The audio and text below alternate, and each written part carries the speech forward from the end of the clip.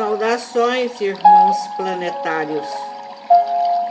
Que a luz celeste do divino e eterno Criador de todas as galáxias possa nos nutrir de amor, de paz, de carinho,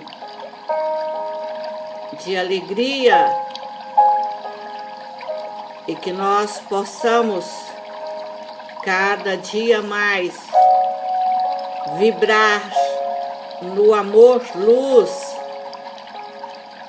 pelos povos, pelos planetas, pelo cosmo, pela vida, na plenitude da própria vida. Amados, é hora de despertar para o imenso amor que está aí dentro de você.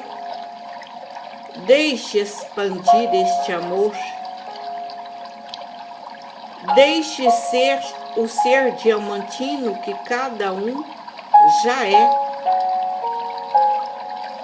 Expresse esta beleza, essa magnitude, sendo este amor. Que a paz e o amor possa inundar todas as veias que correm no seu corpo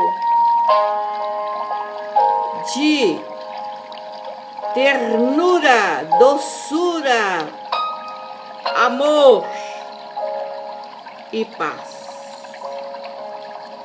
Namastê. Namastê. Namastê.